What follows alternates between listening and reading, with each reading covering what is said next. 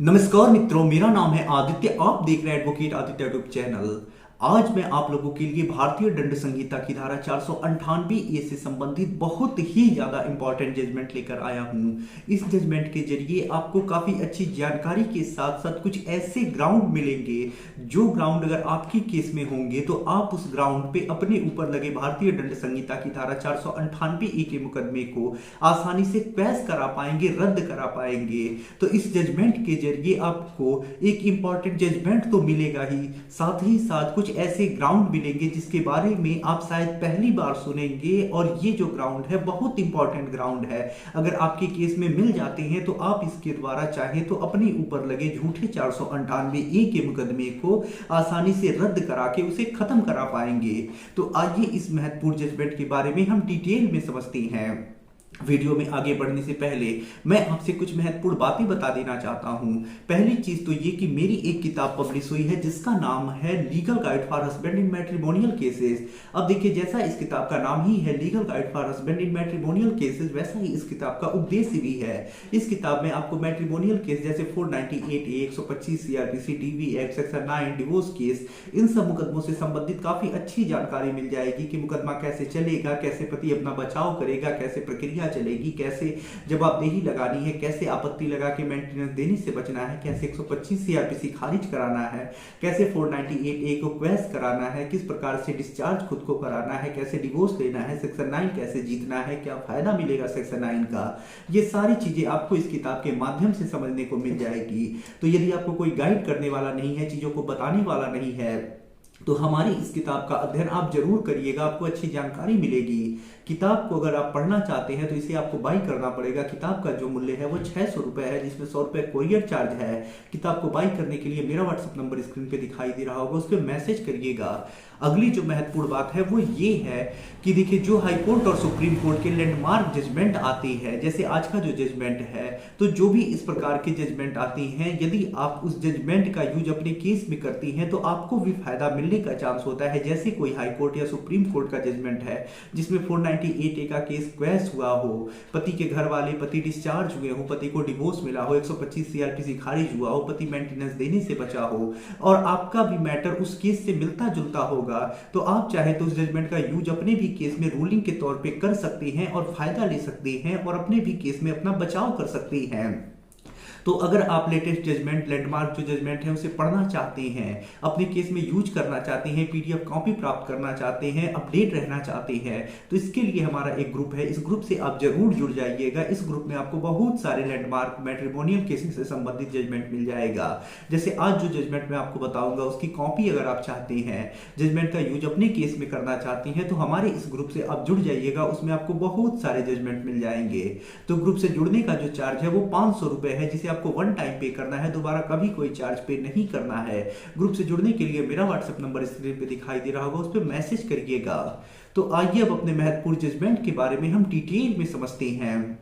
तो देखिए, ये जो जजमेंट है वो झारखंड हाई कोर्ट के द्वारा आया हुआ एक इंपॉर्टेंट जजमेंट है, लैंडमार्क जजमेंट है। और ये जो जजमेंट है वो Devendra Kumar versus state of Jharkhand के केस में आया है। अब देखिए, इस मामले में होता कुछ ऐसा है कि विवाह जो होता है 2006 में होता है। उसके बाद पत्नी ये आरोप लगाने लगती है कि उसके जो पति थे, पति के घर वाले थे, उसे परेशान करने लगे, प्रताड़ित करने लगे, दुर्व्यवहार करने लगे। इसके कारण एक बार उसका गर्भ जो था वो खत्म हो गया। उसके बाद उसे काफी ज्यादा परेशान किया गया। जो पति था लापरवाही पूर्वक जानबूझ के इस तरह से बाइक चलाया कि उस पे पत्नी बैठी थी, वो गिर गई, जिससे उसे चोट आ गई। तो ऐसे में इस प्रकार के पत्नी के द्वारा आरोप लगाए जाते हैं और इन आरोपों के आधार पर पति और पति के घर वालों के ऊपर भारतीय दंड संहिता की धारा 498A और 307 में FIR दर्ज हो जाता है। जब यह FIR दर्ज हो जाता है उसके बाद पुलिस इन्वेस्टिगेशन करती है, कोर्ट में चार्जशीट सबमिट करती है। जब चार्जशीट लग जाता है तो जो पति और पति के घर वाले होते हैं 482 CRPC में हाई कोर्ट में इस मामले को रद्द कराने के लिए एक एप्लीकेशन लगाते हैं। जिसमें पति और पति के घर वालों की तरफ से ये दलील दिया जाता है कोर्ट में कि जो पत्नी ने आरोप लगाए हैं बेबुनियाद किस्म के बेतुके आरोप लगाए हैं।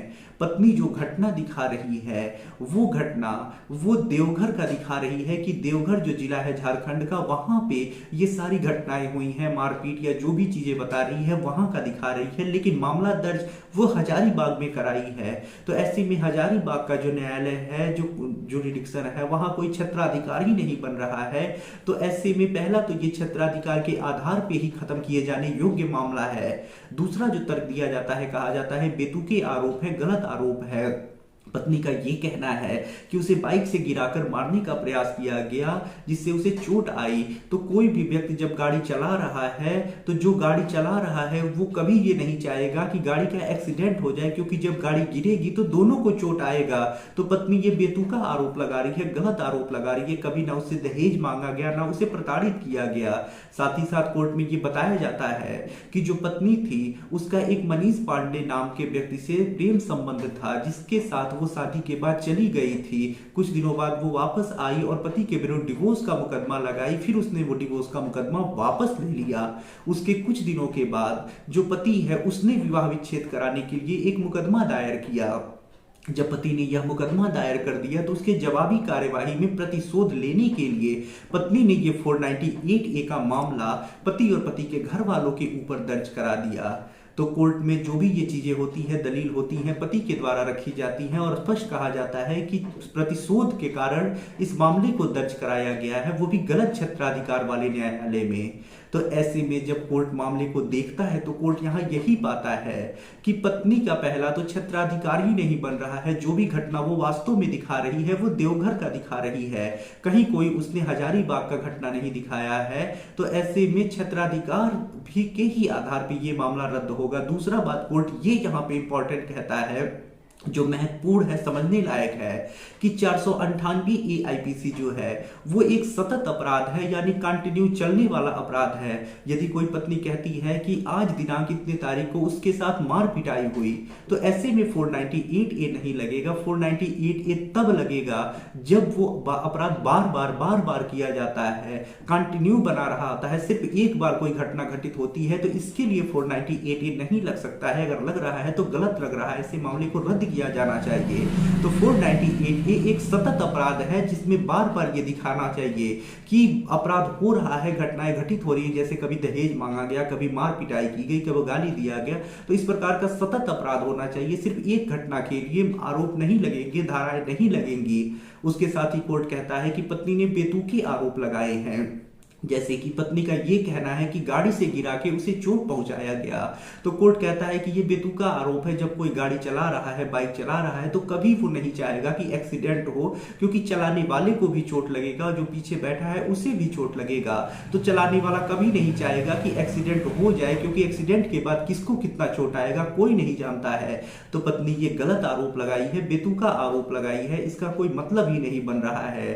साथ ही साथ जब पति ने डिवोर्स का मुकदमा दर्ज कराया उसके बाद पत्नी एक्शन मोड में आती है, कार्यवाही करती है। इतने दिन तक वो कहां थी, क्यों नहीं 498A या फिर कोई आपराधिक मुकदमा उसने दर्ज कराया, इसका कोई कारण भी नहीं उसने बताया है। तो पति के कार्यवाही करने के बाद उसने ये एक्शन लिया है, तो यहाँ ये माना जाएगा कि द्वेषवश और प्रतिशोध लेने के लिए ये कार्यवाही की गई है। तो ऐसे में ये जो मामला है वो प्रतिशोध के कारण दर्ज कराया गया है। इस मामले को रद्द किया जाना चाहिए। ये कानून का दुरुपयोग है और ऐसे मामले को रद्द किया जाना चाहिए। और जो कोर्ट होता है पत्नी के द्वारा दर्ज कराए गए इस मामले को रद्द कर देता है। तो ऐसे में अगर आपका भी कुछ ऐसा ही मामला है, अगर क्षेत्राधिकार नहीं बन रहा है, पत्नी घटना दूसरे जिले का दिखा रही है, मामला दूसरे जिले में दर्ज करा दी है, या फिर उसने एक ही बार घटना दिखाया है कि एक ही बार मार पिटाई उसके साथ हुई है, या फिर उसने बेतुका आरोप लगाया है जो सोचा ही नहीं जा सकता है कि इस प्रकार से भी हो सकता है, या फिर आपके केस दर्ज कराने के बाद उसने केस दर्ज कराया है, इन 4 कारणों में से अगर कोई भी कारण बन रहा है तो ये जजमेंट आपके लिए है, ये जानकारी आपके लिए है, ये वीडियो आपके लिए है। इस जजमेंट का यूज करिएगा और फायदा लीजिएगा। तो आशा कर रहा हूँ ये जजमेंट आपको पसंद आया होगा। जजमेंट की कॉपी प्राप्त करने के लिए हमारे ग्रुप से जुड़ जाइएगा, जिसमें जुड़ने का जो चार्ज है 500 रुपए है, जिसका व्हाट्सएप नंबर मैंने स्क्रीन पे दिया है आपको। आशा कर रहा हूँ वीडियो और जानकारी आपको काफी ज्यादा पसंद आया होगा। यदि आप किसी कानूनी समस्या से परेशान हैं और ऐसे में आप मुझसे फोन पे बात करके अपनी कानूनी समस्या का समाधान प्राप्त करना चाहते हैं, तो मेरा व्हाट्सएप नंबर स्क्रीन पे दिखाई दे रहा होगा। मैसेज करके अपॉइंटमेंट बुक करा के आप मुझसे कॉल पे बात कर सकते हैं। वीडियो पसंद आया हो तो वीडियो को लाइक करें, अपने दोस्तों के साथ शेयर करें, और यदि आप चैनल पे नए हैं तो चैनल को सब्सक्राइब करके बेल आइकन को दबाएं। मिलते हैं नए वीडियो के साथ अगले दिन, तब तक के लिए जय हिंद, जय भारत।